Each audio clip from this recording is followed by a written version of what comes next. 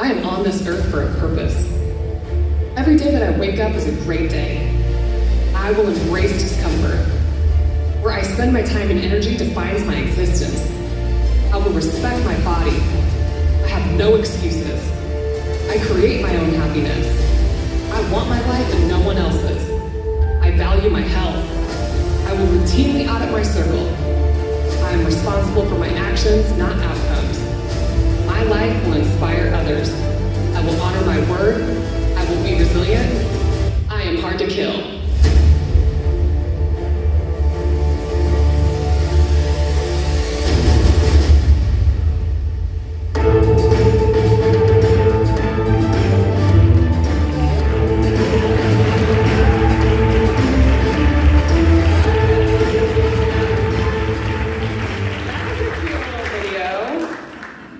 Good job, Matt. Matt's my chief media officer, and he makes that stuff look really good.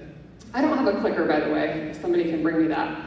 Thank you all for being here. Thank you for being at Hard to Kill Summit. I hope you've been enjoying all the presentations thus far. Some amazing, amazing speakers. Thank you. Look, thank you. I have handlers. Okay. So today, I want to talk to you about what I think is the deadliest biomarker or biometric. As a doctor, I bring people into my clinic, I visually assess them, I usually do some kind of physical assessment, I talk to them, and then we start drawing blood and doing all those things. So when you think about being hard to kill, we're looking at this picture right here. There is a difference between your lifespan and your health span. Your lifespan is the day you're born until the day you die. Your health span is different. Your health span is the years in between those two numbers where you're able to function. We measure that by function. How do we measure function? And we're going to talk about this today. It's by knowing your body composition, knowing your VO2 max, knowing your lactate threshold when you do zone 2 cardio. There's ways that us as providers can measure those things. But for the average person, I want you to think about it this way. We are all going to die. My book starts off, the only thing we're guaranteed in life is death. What do you want your last 10 years to be like? Most people spend the last 10 years of their life in and out of doctor's offices, going to the pharmacy to pick up prescriptions. They can't vacation. It's a slow downward spiral in the last 10 years of your life. Something is going to take you out. 2 weeks ago, Mr. and Mrs. Mueller, 75 and 76 years old, went to Washington, D.C. to celebrate their 56th wedding anniversary.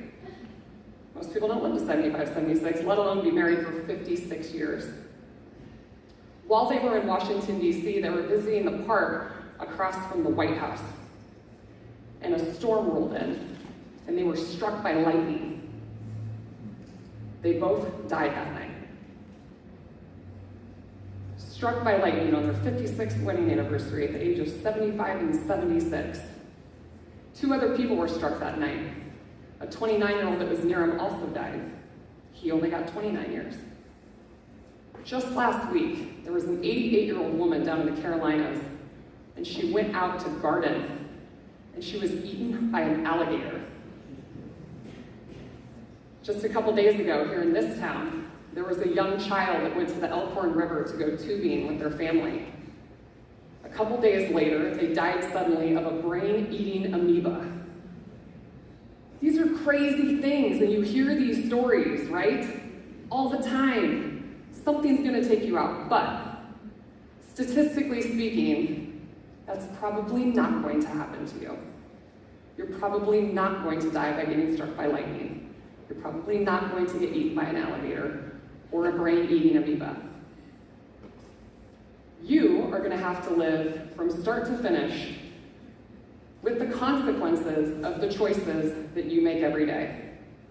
What you eat, how you move, how you sleep, the people you surround yourself with, all of these things contribute to your health span. I want you to think about what you want the last 10 years of your life to look like. Because we know there are things that make you easier to kill.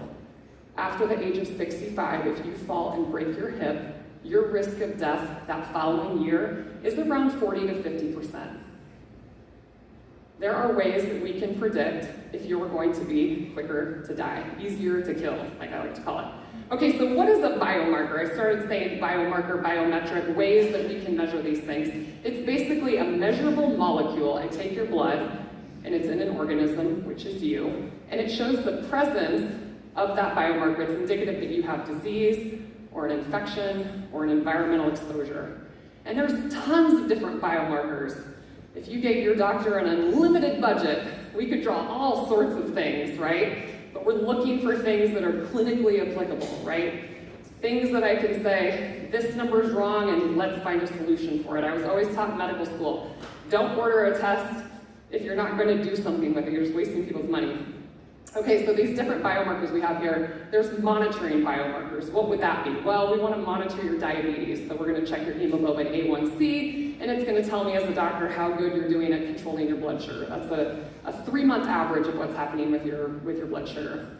Beyond that, we have pharmacodynamic biomarkers. So maybe you're on a blood thinner for some reason, and we test your blood because we want to see if the thinness is correct. So there's ways that we can monitor your therapy. Then we have predictive biomarkers. That's what I'm honing in on today, is predictive biomarkers. Something that says, oh my gosh, there's trouble. We need to do something about this. Safety biomarkers. Lead poisoning. It's a thing, right? So we can check your lead levels. Somebody comes into the emergency room, we can check their blood alcohol level, okay? For intoxication. Susceptibility and risk. I can do genetic testing in my office that looks to see if you have an inheritable gene that increases your lifetime risk of cancers. So in my world, breast, ovarian, uterine, colon, so like BRCA, BRCA genes. We can test for those. It's a biomarker.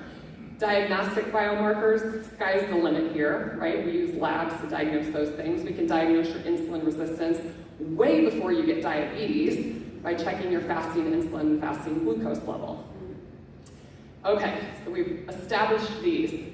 The role of the biomarker is essentially, you come into the clinic, we draw your blood or scan you. I'm using biometric and biomarker interchangeably. We do this analysis and we give personalized therapy. We're all different. We all have different genetics. How your diet looks and your diet looks and your diet looks are all going to be different. And that's what I want you to understand here is even a ketogenic diet is not the same for everybody. You have therapeutic ketosis, which is very low in protein, like Dr. Lyon was kind of alluding to, all the way to things that are just low carb or even low glycemic index, okay? So it's personalized. Nothing here is black and white that you learn at Hard to Kill Summit. It looks different for everybody because we have different genetics and we respond differently to these things. So let's look at biomarkers that they've used to predict our death. So there was a team that compiled some data, 12 cohorts of people. I mean, we're talking 44,000 people between the ages of 18 and 109. They were looking at 14 different metabolites that they could use to develop a score, okay, that would evaluate their risk of mortality at 5 years and 10 years. Wouldn't this be cool, right? You take a panel and say, all right, your risk of dying is pretty high in the next 5 to 10 years. During the study, it ranged from 3 years to nearly 17 years in the study, and then depending on it, it calculated the risk of death. It only predicted their death at about an 85% sensitivity over 5 to 10 years. So 85%, that's actually pretty good. We know things like systolic blood pressure are pretty predictive, 70 to 80%. Is there something better than that? Because this chart right here highlights what is most likely to kill the people in this room. That big yellow circle, that's cardiovascular disease. Right behind that is cancer. For many, many years, cancer and cardiovascular disease were kind of like playing this game of cat and mouse. Cancer kills more people, heart disease kills more people. In 2022, heart disease is skyrocketing. It has majorly outpaced cancer. We have to look at a lot of the data before to 2019 because the COVID pandemic changed a lot of these numbers when we look at what people die from, because it did take a lot of people off the planet. But about 80% of you are going to die from these causes: cardiovascular disease, cancer, or neurologic diseases. Well, what do those three things have in common? These are diseases of metabolism. These are metabolic diseases. And the good news about this is we can do something about it. It's just not simple. It's never just one thing that creates metabolic disease. It's not just insulin resistance, right? Dr. Lyon, Tara Garrison, they taught you need muscle. It's multifactorial. You could be eating a perfect diet. If you're not resistance training, probably not helpful. Maybe you're not sleeping. Maybe you're overly stressed out. And I'm going to give you tools by the end of this. Mobility, instrumental activities of daily living. This was actually a study that they did looking at risk factors for mortality. Just the ability to stand up out of a chair can predict your mortality. And I talk about this in my book. It's called the chair test. You can go, I'll just demonstrate for you. You can go to the chair, ask your family members to do this, okay? And they're not in high heels either. But just the ability to stand up out of a chair without pushing off on your legs, without pushing off on the chair, can predict your mortality, okay? And trust me, in the last 10 years of your life, you want to be able to brush your hair and brush your teeth and not have somebody doing that for you. If you're on more than 5 medications, if you have a high resting heart rate, you are more likely to die in the next couple years. Any history of diabetes, stroke, or heart disease, we just said that 80% of people are going to succumb to one of those things in their lifetime. If you've been hospitalized within the last 12 months, you're more likely to die. If you don't exercise, if you are sedentary, our bodies were designed to move. Our bodies were designed to do difficult physical tasks. Run down a buffalo and kill it. That's what our genetic DNA was built upon. Smoking, I think that one is not controversial. We know that smokers and actually respiratory diseases and lung cancer are still very high on the list of things that kill people. Education and income. Where you live, how much education you have, and your socioeconomic status do play into your mortality risk. Okay, so what really protects you from chronic disease and your own death? Let's focus in on this. Okay, this little fat baby up there is actually my 3rd daughter, Kimber. She was 8 pounds, 13 ounces, I believe, if my mom memory serves me correctly. But human babies, because this is the space I play in, right? I deliver these cute little babies all day. We're the fattest mammal at birth, okay? Human babies have a lot of subcutaneous fat, and we actually don't have a lot of visceral fat. The visceral fat is the fat that's around our organs. And anthropologists and people that study humans and evolution over time theorize that the reason we started to gain this subcutaneous fat is because we lost our hair, we lost our fur with time, and so we needed that subcutaneous fat to insulate us.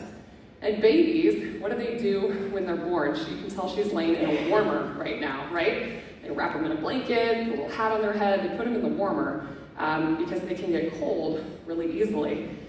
That subcutaneous fat helps insulate them. It helps them with survival. Body fat is a good thing. Okay, obesity is a real problem, but we need some level of body fat. There's always extremes. You can have too little body fat. Body fat is stored energy. Our bodies have an unlimited storage capacity for fat, which is great for survival. If you were to be living out in the plains and didn't know when the next buffalo was going to run by, and you had to go into some level of a extended fast, body fat, we have unlimited storage capacity. We can only store about 2,000 calories as carbohydrates in the form of glycogen in our liver and in our muscles. But most people's storage of carbs and glycogen and body fat never gets emptied. Fat also protects our vital organs. This visceral fat that we have in here, 0 isn't better, so it protects our organs, which keep us alive, filter our blood, move it around the body. Fat is also necessary to absorb nutrients. So there's really 2 macronutrients that are essential for life. One of them is fat, the other is protein. Carbohydrates are non-essential for human life. Does that mean 0 is the answer? Not always. But we need fat to absorb our fat-soluble vitamins like A, D, E, and K, okay? We need it to produce our hormones. Some of our hormones, particularly our sex hormones, estrogen, progesterone, testosterone, they're actually made from cholesterol. That's the precursor for those hormones. So we need that for that. Human body fat, what's the normal range? Probably somewhere, if you look around, 14 to 31%. might be what you find in the literature. Dr. Lyon and I actually recorded a podcast just yesterday, and I asked her this exact question. And she thinks 30% is too high. And I probably agree with her. I mean, I think if you could maintain a level of fitness somewhere around 20%, that would be amazing. Just for reference, I started my journey the first time I tested my body composition. This was actually, I was 2 years past my pre-diabetes diagnosis. I wasn't lifting weights though. I was just eating a low-carb ketogenic diet to try to reverse my pre-diabetes. My body fat percentage when I first got scanned was 36%. If you looked at me, I did not look obese, but I was still carrying 36% body fat. Us as humans have more white fat, and we have less genetic access to brown fat. So there's different types of fat in our body. Brown fat is more metabolically active, and there's even a fat that's in between called beige fat. But babies are born with a decent amount of brown fat. And that's actually what they use to keep them warm, because little babies, you don't see them shivering, right? When the nurse puts them in the warmer, they're not like, oh, I'm cold. They're using that brown fat. It's very metabolic. But as we age, we don't access that brown fat anymore, and some of it has to do with our genetics. There are ways to activate your brown fat as an adult, and therapeutic ketosis is one that's been shown, and ice baths, cold showers is another way to help activate your brown fat. Okay. As humans started to eat meat, our brains grew bigger, and that also required us to need to store more fat, because the brain is a very metabolically active organ, and although it uses glucose mostly as its primary fuel source, in periods of starvation or therapeutic ketosis, it starts to use a larger proportion of energy from ketones and from fat oxidation, and that's protective to us, okay? It's okay to have metabolic flexibility. It's okay to be able to use both glucose and ketones as a fuel source. It will definitely make you harder to kill than if you only have one fuel. So where do we store fat on our bodies? Everybody can take your hands right now, pinch your tummy, pinch your leg. I even got some fat there too. So that's called subcutaneous fat. That's the fat that's stored underneath our skin. That's the fat that people come in and complain about. I want to get rid of this. I want to get rid of this. That's what you see in the mirror. That's what you see when you take off your clothes. We also store fat deep down inside of our bodies. We store it around our organs. You can see this image here on the right. It's on for you guys, the right. The red fat, that ring around the outside, this is a cross-section of the human, okay? They're in an MRI machine. And that red ring around there, that is subcutaneous fat. The blue part in the middle, when the radiologists look at these scans, they see this, but they never comment on it. That's visceral fat, okay? So subcutaneous fat on the outside, visceral fat on the inside. This is a surgeon's view. So I do surgery on people. I do a lot of laparoscopy, robotic surgery. So I take the patient to the operating room, we put them to sleep under anesthesia, and we look inside. I'm mostly looking down into the pelvis. If the gynecologist is looking in the upper abdomen, that's a problem.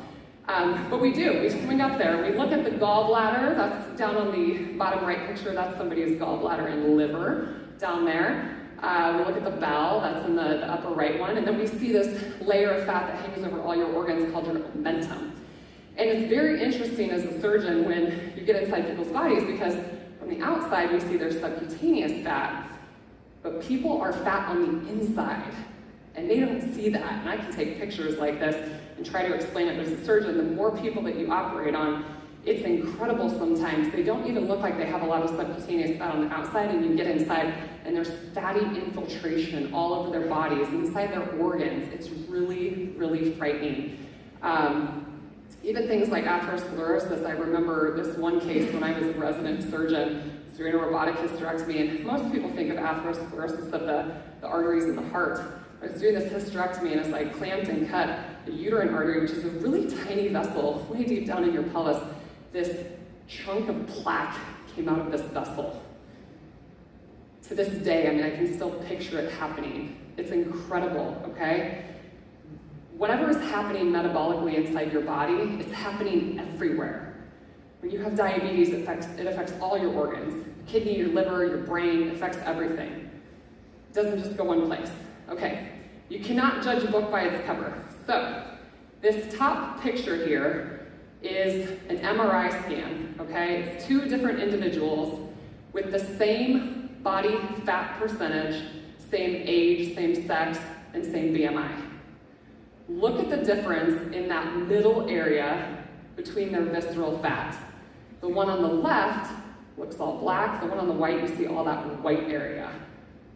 Completely different. They measured it in liters. You can see it under the pictures here. It's hard to read the screen. 1 liter of visceral fat versus like 3.7 over on here. So if I was just a doctor judging your BMI when you came into my office, or your body fat percentage, maybe I took some calipers and checked your body fat percentage that way, I'm not seeing the whole picture here.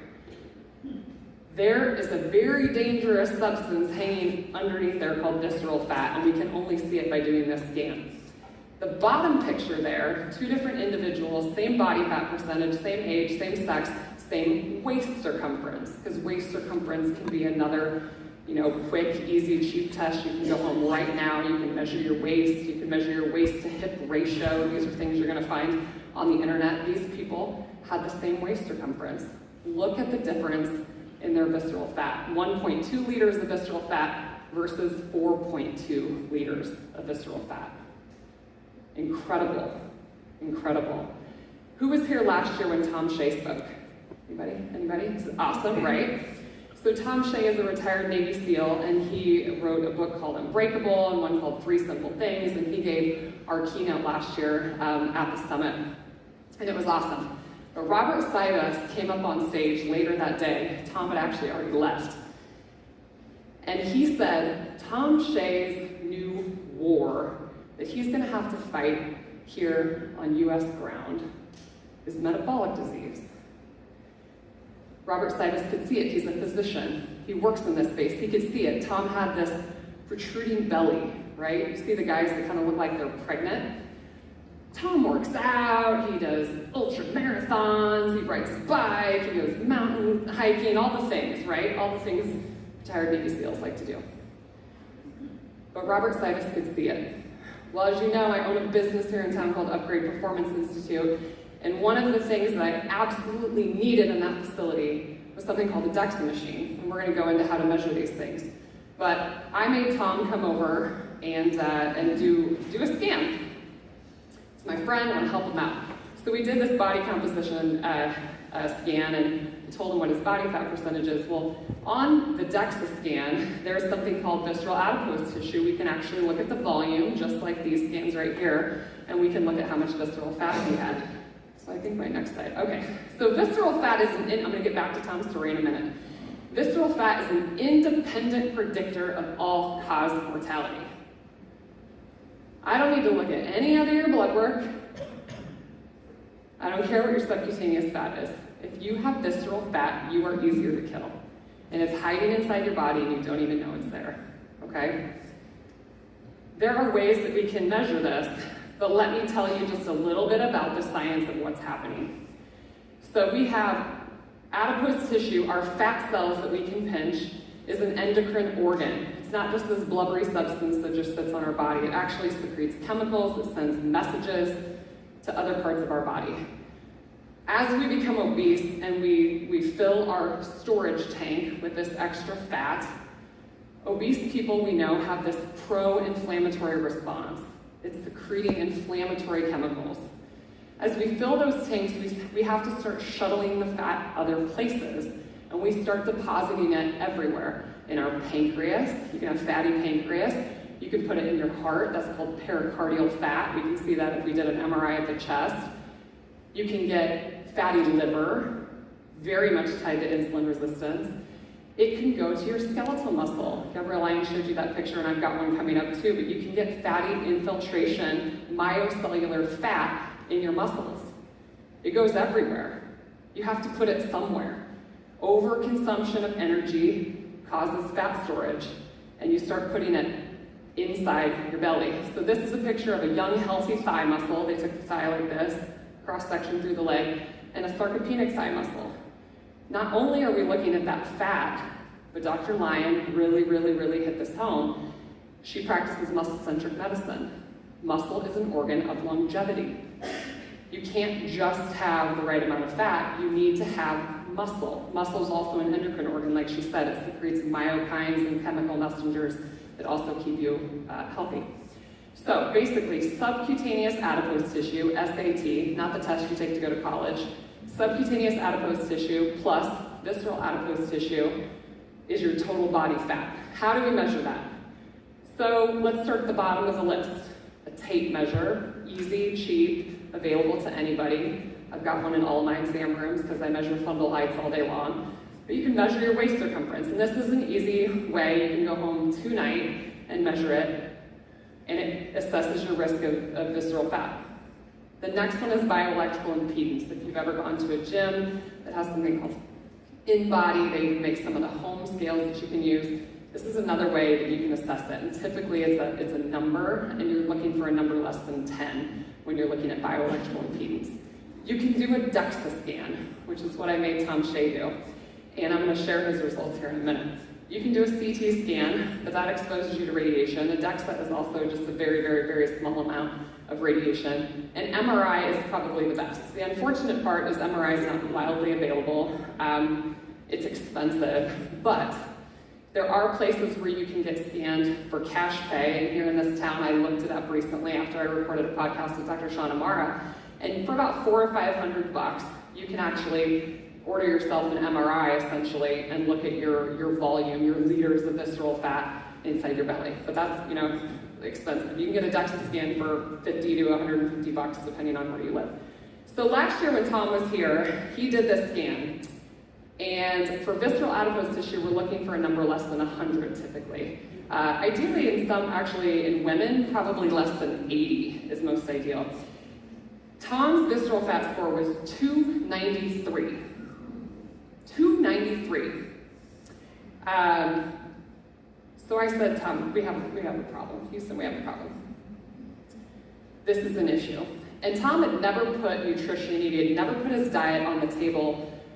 He's a person, who basically, if he commits to something, it's all in. Honor your word till the end, not gonna stop till it's done. But he had never put it on the table. And I asked him why not. He essentially admitted that he's a carb addict, that he likes carbs. And so he said, fine, smart doctor, gynecologist, he jokes a lot, right? Because I'm a vagina doctor. So he said, tell me how to eat then, tell me what to do. I said, okay, follow a few simple rules. All you're gonna do is eat less than 30 carbs a day, and you're gonna eat 30 grams of protein 3 times a day, right? These are simple things that Dr. Lyon shared with you. You have to keep it simple, don't overcomplicate it, okay? Like you're gonna salt your food, no sugar, no alcohol, just drink water. And Tom did it. And if anybody follows him, visually, I was watching from afar, I could see him morph. I could see his face thin out, his belly was getting smaller. But Tom called me and he was like, holy crap, this is magic. It's like my brain's working better, my joints don't hurt, I'm biking again. He was going to all these specialists, getting these injections in his bag, all this crazy stuff. Just changed his diet. And he started to function better. Well, he came to town recently, so I made him go back in on the DEXA scanner. So these scans were done a year apart, essentially. And just through dietary changes, no changes in his training, he did start sleeping better. He wasn't drinking alcohol really anyway. He dropped his body fat percentage, his subcutaneous fat, by about 7%. He dropped his visceral fat more than 100 points. Incredible, incredible. He still has some work to do. It's not, you don't just get there and then you're like, cool, now I can eat Cheerios again. You have to continue to do it. And the fastest way to get there is slowly. It's one meal at a time, one day at a time. It adds up over time. So let's talk about ways that you can reduce your visceral fat. Cut out processed food and beverages. It's the easiest, simplest thing you can do. I don't care if you're a vegan, I don't care if you're a carnivore, or you're somewhere in between. All of those people believe that eating whole foods is the answer, not processed things with multiple ingredients on the label. So flour, sugar, vegetable oils, trans fats, all the things that are found in the processed food, and even keto food. There's a bunch of processed keto garbage out there. Even the plant-based people gotta have their plant burgers and hot dogs. It's processed food. We have to call it what it is. Food manufacturers are very smart. They will sell you what you will buy. You vote with your dollar every single day. Alcohol. Unfortunately, a very social part of our society. Alcohol increases visceral fat. There's no way around it. When people say beer belly, that's where I got the name. Increase protein in your diet. You'll hear multiple speakers today talk about protein. Increasing protein in the diet will help you feel satiated. It will protect your lean body mass, because the last thing we want you to do if you lose weight is to lose muscle. And it will help stimulate that muscle mass through the years. As you age, you need more protein, not less. Reduce stress. This is physical, emotional, spiritual stress. Every single day in our life, we encounter these things. We have to figure out ways to be more physically resilient, especially more mentally resilient, because I think that's really where the magic sauce is. Exercise. Our bodies were designed to move. They were designed to lift heavy things.